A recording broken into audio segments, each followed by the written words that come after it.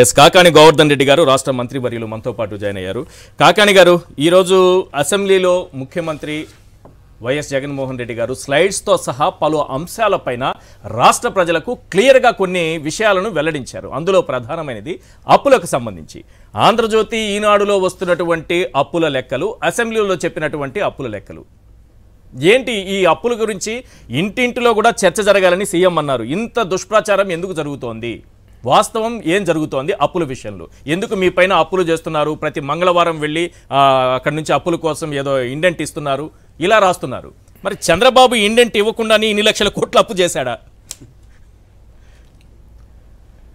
అంటే ఈరోజు ముఖ్యమంత్రి గారు గవర్నర్ ప్రసంగానికి ధన్యవాదాలు తెలియజేసేటువంటి ఆ చర్చలో పాల్గొని అనేక విషయాలని సవివరంగా వివరించడం జరిగింది.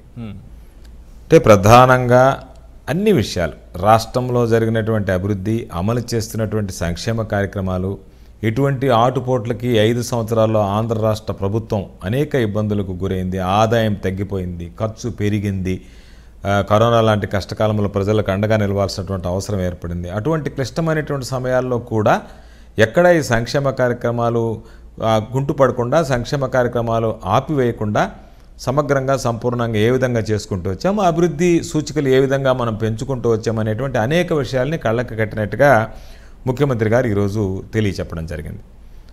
దానితో పాటు ఈరోజు దుష్ప్రచారం, ఎందుకంటే ఈ ఛానల్స్ కొన్ని, ఈనాడు లాంటి పేపర్లు కొన్ని రోజు అప్పులమయం అయిపోయిందని చెప్పి దాని మీద ఒక్కొక్కరు నోటుకు వచ్చినట్టుగా ఒకరు 10 లక్షల కోట్లు అయిపోయాయి, 12 లక్షల కోట్లు అయిపోయాయి, ప్రజల్లో శ్రీలంక లాగా అయిపోయింది, కొన్ని అయితే 2 సంవత్సరాలకే అయిపోయింది, జగన్మోహన్ రెడ్డి గారి ప్రభుత్వం బర్తరఫ్ అయిపోతుంది, ఇక్కడ మామూలుగా ఫైనాన్షియల్ ఎమర్జెన్సీ వచ్చేసింది, అందుకని ఇంకా ఈ ప్రభుత్వాన్ని దించేదానికి ఆర్టికల్ 356 ప్రకారం దీన్ని రద్దు చేసేటువంటి అధికారం కూడా ఉంది అని రకరకాలైనటువంటివన్నీ కూడా వ్యాఖ్యలన్నీ చూసాం. అది దాదాపుగా 5 సంవత్సరాలు ఈ ప్రభుత్వం సమర్థవంతంగా పూర్తి చేయడం జరిగింది.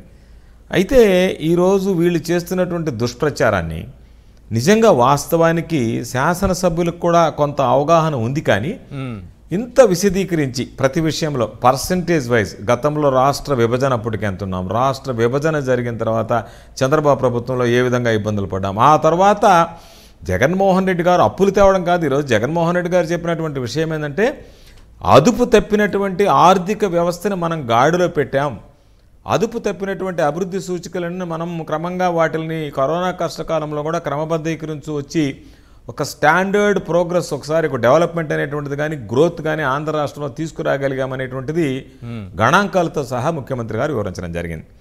ఇది వాస్తవానికి ప్రతి పౌరుడు తెలుసుకోవాల్సినటువంటి అవసరం ఉంది. ఎందుకంటే ఈరోజు చంద్రబాబు నాయుడు గారు రకరకాలైనటువంటి హామీలు, ముఖ్యమంత్రి గారు చెప్పినటువంటివి ప్రధానమైనటువంటి హామీలు. ఎందుకంటే సంక్షేమ కార్యక్రమాల్లో చంద్రబాబు నాయుడు 14 సంవత్సరాలు ముఖ్యమంత్రిగా ఉన్నాడు, 30 సంవత్సరాల నుంచి ముఖ్యమంత్రిగా ఆయన ప్రస్థానం ప్రారంభించాడు, 14 సంవత్సరాలు ముఖ్యమంత్రిగా పనిచేశాడు, 45 సంవత్సరాల రాజకీయ చరిత్ర ఉంది. ఇవన్నీ ఉన్న మచ్చుకు ఒక్కటైనా తనకు సంబంధించి ఇది నా మేధస్సులో ప్రజల అవసరాలను గుర్తించి నేను ప్రవేశపెడుతున్నటువంటి కార్యక్రమం అని ఒక్క కార్యక్రమం కూడా తీసుకురాలేకపోయాడు. ప్రజలు ఏ రోజు కూడా ప్రజల సమస్యల గురించి పట్టించుకోలేకపోయాడు. ఏమైపోయింది? 1,53,000 కోట్లు రాష్ట్ర విభజన తర్వాత రాష్ట్రానికి వచ్చిన అప్పులు, దాన్ని 4,12,288 కోట్లు చేశారు చంద్రబాబు. అంటే ఏమైపోయింది? ఇక్కడ చేసిన అప్పులన్నీ ఆయన అప్పులే చేయనట్టుగా ఏదో రాసుకుంటూ వస్తూ ఉంటారు. అన్ని అప్పులు మీరే చేసినట్టుగా 10 లక్షల కోట్లు అంటే ఇందులో చంద్రబాబు చేసిన అప్పు అనేది ఎవరికి తెలియకుండా కప్పెట్టేస్తారు వీళ్ళు. ప్రధానమైంది. రెండో అంశం, ఈ చేసిన అప్పులన్నీ ఎక్కడికి వెళ్ళాయి? ఏం చేశారు? ఏ సంక్షేమ పథకం ఇచ్చారు? అంటే Chandrababu is a failure politician అనేటువంటిది రాష్ట్ర ప్రజలందరికీ తెలిసినటువంటి విషయం. చంద్రబాబు నాయుడు సృష్టిస్తాడు, సంపద 20 ఏళ్ల తర్వాత కూడా ఏం జరగబోతుందో నాకు విజన్ ఉంది కదా. 2020 విజనరీ అన్నాడు, తర్వాత దాన్ని మళ్ళీ మార్చాడు, రకరకాలైనటువంటి విజనరీస్ అని పెట్టుకుంటూ వచ్చాడు. నేను విజనరీని ఆయన చెప్పుకోవడమే, వేరే వాళ్ళు ఎవరన్నా వచ్చి చంద్రబాబు నాయుడు విజనరీ ఇది అని చెప్పేటువంటి వాళ్ళు రాష్ట్రంలో ఎవరు లేరు. కానీ ఏదో ఈనాడు లాంటి పత్రికలు రాయాల్సిందే, ఆంధ్రజ్యోతి లాంటి పత్రికలు రాయాల్సిందే, ఏబిఎన్లో చూపించాల్సిందే, టీవీ5లో చూపించాల్సిందే తప్ప ఆయనకి తనంతట తానే నేను విజనరీ కాలనేటువంటి వాడిని, విజనరీ లీడర్ని అని చెప్పుకునేటువంటి పరిస్థితి కూడా కాదు. ఎందుకంటే ఏ వ్యక్తి కూడా తనను గురించి తాను చెప్పుకోవడం తప్ప బయట కూడా మాట్లాడుకోలేదంటే అది నిజంగా దుస్థితి. అది అటువంటి దుస్థితిలో ఉన్నటువంటి చంద్రబాబు ఈరోజు నేను సంపదను పెంచానని చెప్పి రకరకాలైనటువంటి చెప్తుంటే ఒక్కసారి మనం పర్సంటేజ్ వైజ్ తీస్తే రాష్ట్ర విభజనప్పుడు ఎంత అప్పులు ఉన్నాయి, ఆ తర్వాత ఏ విధంగా అప్పులకు చేర్చావు, అప్పులకు చేర్చినప్పుడు మచ్చుకు ఇదిగో ఈ సంక్షేమ కార్యక్రమాన్ని అమలు చేసాం. ఈ రోజు మనం అమలు చేస్తున్నటువంటి సంక్షేమ కార్యక్రమాల్లో ఏ ఒక్క సంక్షేమ కార్యక్రమం కూడా రైతు భరోసా లేదు, అమ్మఒడి లేదు, కాపు నేస్తం లేదు, చేయూత లేదు, ఆసరా లేదు, ఈబీసీ నేస్తం లేదు, వైఎస్ఆర్ చేదోడు కింద రజకుల నాయ బ్రాహ్మణ టైలర్కి లేదు, జగనన్న విద్యా దీవెన లేదు,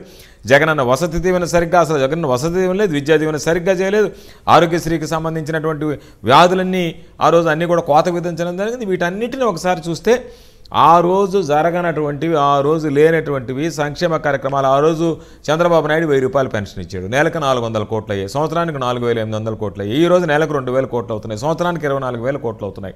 కాబట్టి దానికి దీనికి 5 రెట్లు అధికంగా ఈరోజు మనం పెన్షన్లు ఇస్తున్నాం, పెన్షన్ మొత్తాన్ని ఇస్తున్నాం. అధికారంలోకి వచ్చిన రోజు నుంచి 2250 రూపాయలు ఇస్తున్నాం. కాబట్టి వీటన్నిటిని లెక్కేసుకుంటే చంద్రబాబు నాయుడు ఇచ్చినటువంటి సంక్షేమం అనేటువంటిది నథింగ్. కాకపోతే డబ్బులు ఎట్లా పోయాయి అంటే మనం చూసినట్టుగా స్కిల్ డెవలప్మెంట్ ఒకటి, అదేవిధంగా నీరు చెట్టు కింద దోచుకోవడం ఒకటి. అంటే ప్రజలకు ఉపయోగపడనటువంటివి, ప్రభుత్వంలో ఉండేటువంటి పెద్దలు దోచుకోవడానికి అవకాశం ఉండేటువంటివి, వాటికి మాత్రమే చంద్రబాబు నాయుడు ప్రాధాన్యతనిచ్చాడు. కాబట్టి ఈరోజు మనం అనేక సందర్భాలు చెప్పాము, మనది డీబీటీ, తెలుగుదేశం పార్టీది డీపీటీ, మామూలుగా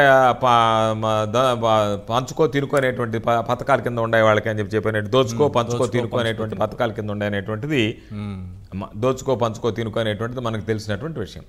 కాబట్టి చంద్రబాబు నాయుడు పరిపాలనలో సంపదను సృష్టించింది లేదు, అస్తవ్యస్తం చేసినాడు ఆర్థిక పరిస్థితిని, రాష్ట్ర ఆర్థిక పరిస్థితిని.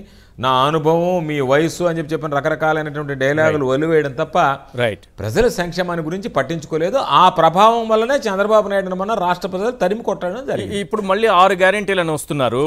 బాబు షూరిటీ ఆయనకి పలకరం రావటం లేదు, నేనే కరెక్ట్గా చెప్తాను, ఇదే కరెక్ట్ అని కూడా అనుకుంటున్నా.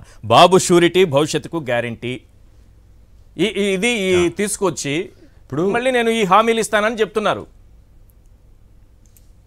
ఇప్పుడు ఒకటి ఈశ్వర్ గారు, బాబు షూరిటీ, భవిష్యత్తు గ్యారెంటీ. సరే, బాబుకే షూరిటీ లేదు, బాబు భవిష్యత్తుకే గ్యారెంటీ లేదు, ఇంకా ఆయన మళ్ళీ ఇతరులకు షూరిటీ ఇచ్చేది లేదు, గ్యారెంటీ ఇచ్చేది, అది వేరే విషయం. చంద్రబాబు నాయుడికి అసలు కనీసం ఆ మాట ఉచ్చరించడానికి అర్హత ఉందా? చంద్రబాబు నాయుడు నోటికుండా ఆ మాట రావచ్చా? అందుకే జగన్మోహన్ రెడ్డి గారు చెప్పారు, భావ దరిద్రం ఉన్నటువంటి వాళ్ళు, అసహ్యాన్ని జయించినటువంటి వాళ్ళు మాట్లాడేటువంటి మాటలు తప్ప. గ్యాసులకు సంబంధించి ఈరోజు చెప్పాడు, అది గతంలో చెప్పి విఫలమైనాడు. ఈరోజు మరలా 18 సంవత్సరాలు నిండినటువంటి మహిళలకు మహాశక్తి అని చెప్పాడు. నిరుద్యోగులకి మామూలుగా నేను ఉద్యోగం లేనటువంటి వాళ్ళందరికీ అప్పుడు 2000 రూపాయలు చెప్పాడు, ఇప్పుడు 3000 రూపాయలు నిరుద్యోగ భృతి చెప్పాడు. గతంలో ఇచ్చినటువంటివి నెరవేర్చి ఈరోజు ఇదిగో నేను నెరవేర్చాను కదా, నా మీద మీరు నమ్మకం ఉంచండి అని చెప్పి మాట్లాడితే అది సమంజసంగా ఉంటుంది తప్ప, జగన్మోహన్ రెడ్డి గారు 10,000 రైతు భరోసా ఇస్తే నేను 20,000 రూపాయలు ఇస్తానన్నాడు. జగన్మోహన్ రెడ్డి గారు అమ్మ ఓడిస్తే దానికి సంబంధించి నేను జగన్మోహన్ రెడ్డి గారు 15,000 ఇచ్చాడు, నేను అంతమంది బిడ్డలుంటే అంతమంది బిడ్డలకు ఇస్తానన్నాడు. మొన్నటి దాకా ఏం చెప్పాడు చంద్రబాబు? కరోనా కష్టకాలంలో పిల్లల్ని స్కూళ్ళకు పంపించకపోతే ఎవడి బాబు సొప్పని జగన్మోహన్ రెడ్డి గారు తల్లుల ఖాతాలో 15,000 రూపాయలు వేసాడని చెప్పి మాట్లాడాడు. అదే చంద్రబాబు నాయుడు ఈరోజు ఎన్నికల దగ్గరికి వచ్చేటప్పటికి 4 మడత పెట్టి, 2 పిల్లలుంటే 30,000 వేస్తా, 3 పిల్లలుంటే 45,000 వేస్తా, 4 ఉంటే 60,000 వేస్తా అని చంద్రబాబు నాయుడు మాట్లాడుతున్నాడు. ఈ రాష్ట్రానికి ముఖ్యమంత్రి కావాలి అని కలలు కంటున్నాడు. తన బిడ్డ ముఖ్యమంత్రి కావాలి, తన కొడుకు లోకేష్ అని చెప్పి చంద్రబాబు కళ. అంత రాష్ట్రానికి ముఖ్యమంత్రి కావాలని కలలు కనేటువంటి వ్యక్తి ఈ మధ్య ఒక బహిరంగ సభలో 3 బిడ్డలుంటే నెలకి 15,000 రూపాయలు చొప్పున 90,000 రూపాయలు వేస్తానని చెప్పాడు. అంటే నెలకి, ఆయన సంవత్సరానికి చెప్పాడు, ఈయన నెలకి 3 బిడ్డలకి 15,000 లెక్కన 90,000 అన్నాడు. అంటే కనీసం వీళ్ళకి లెక్కలు తెలుసా? వెయ్యాలనేటువంటి ఆలోచన ఉండేటువంటి వాడు, ఈ రాష్ట్రానికి భావ ముఖ్యమంత్రిగా చెప్పుకునేటువంటి వాడు, ప్రకటించుకునేటువంటి వాడు, ఈ రాష్ట్రంలో మనం ఈ కార్యక్రమం ఇవ్వడానికి ఎంత బడ్జెట్ అవసరం, మనకు ఉండేటువంటి నిధులేంది, నువ్వు గతంలో ఏ సంపద పెంచావు, ఈరోజు ఏ సంపద పెంచి జనాలకు పంచిపెట్టావు.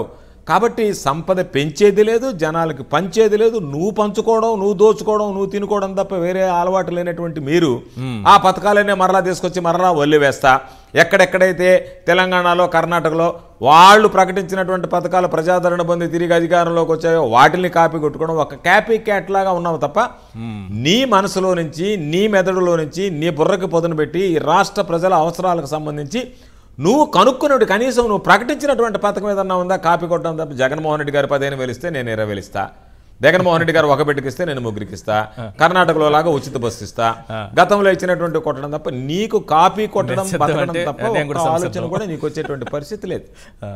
నినాదాలు కూడా కాపీ కొట్టేస్తారు. నేను కూడా సిద్ధంగా ఉన్నా, నేను కూడా ఇస్తా. నినాదాలు కూడా కాపీ కొట్టేస్తారు. అన్ని ఏదైనా సరే నినాదాలు కాపీ కొట్టడం. రైట్. ఇక్కడ ఇంకా ప్రధానమైన అంశం ఏంటంటే సార్, ఇక్కడ అప్పుల విషయం, చంద్రబాబు చేసినటువంటి అప్పుల విషయం ప్రతి మంగళవారం ఇండెంట్ ఇచ్చిన విషయం ఏ రోజు పేపర్లో రాలేదు. పోనీ మీరైనా ఆ రోజుల్లో ప్రతి సందర్భంలోనే ఏమన్నా ప్రస్తావించారా అంటే వైఎస్ఆర్సీపీ కానీ పార్టీ నాయకులు కానీ ఎవరు లేరు. కాబట్టి ఎక్కడ చంద్రబాబు అప్పులు చేయనట్టుగా కప్పిపుచ్చుకుంటూ వచ్చేసి ఇప్పుడే అప్పులు చేస్తున్నట్టుగా కొత్తగా ప్రతి వారం వార్తలు రాసుకుంటూ వస్తున్నారు. ఒకటి తప్పుడు వార్తలు ఇవన్నీ కూడా, వాళ్ళు ఇష్టం వచ్చింది. ఆర్బీఐ చెప్పినా వాళ్ళ లెక్కలు వాళ్ళవే, లేకపోతే కేంద్ర ఆర్థిక శాఖ చెప్పినా వాళ్ళ లెక్కలు వాళ్ళవే, లేదా క్యాపిటల్ ఎక్స్పెండిచర్ గురించో అభివృద్ధి గురించో కాగ్ చెప్పినా లేకపోతే ఇంకొక సంస్థ చెప్పినా ఏం చెప్పినా వాళ్ళ లెక్కలు వాళ్ళకు ఉంటాయి. వాళ్ళు అవే ప్రచురిస్తారు, అవే జనాల్లోకి తీసుకెళ్లే ప్రయత్నం చేస్తున్నారు. ఇప్పుడు ఫైనల్గా నేను మీ గురించి అడగాలనుకుంటున్నాను. మీ పైన వచ్చినటువంటి కేసు కోర్టులో ఫైళ్ల దొంగతనానికి సంబంధించి ఒక పక్క సిబిఐ ఏమో క్లీన్ చిట్ అంటుంది, ఇక్కడేమో రామోజీరావు గారు మీ గురించి చాలా బాగా రాశారు. ఏంటంటే కాకాని కేసు ఆధారాలే చోరీ అయ్యాయట, కానీ ఆయనకు చోరీతో సంబంధమే లేదట, దొంగతనం చేసిన ఇద్దరికీ అవి మంత్రి కేసు అని తెలియదట, వారు చిల్లర దొంగలట, రాజకీయాలతో సంబంధాలు లేవట, గతంలో నెల్లూరు పోలీసులు చెప్పిన కథే వల్లెవేసిన సిబిఐ అని రాశారు. చూసారా మీరు ఈ వార్తని? అంటే వీళ్ళకి అవసరమైతే సిబిఐని అంత ఎత్తు నిలబెడతారు, లేదంటే వీళ్ళకి అవసరం లేదంటే కిందేసి తొక్కేస్తారు సిబిఐని. ఇక్కడ ఇంకొక అవసరమైతే బ్యాన్ చేస్తాం, లేదంటే దండేసి లోపలికి ఆహ్వానిస్తాం, దండం పెడతాం. అదే దీని ఇష్యూ ఎంత దారుణమైనటువంటిదంటే 13వ తేదీ ఇన్సిడెంట్ జరిగితే వెంటనే దీని మీద మీరు సిబిఐ విచారణ చేస్తారా లేదా అని చెప్పి మాట్లాడినటువంటి వ్యక్తే సోమిరెడ్డి చంద్రమోహన్ రెడ్డి.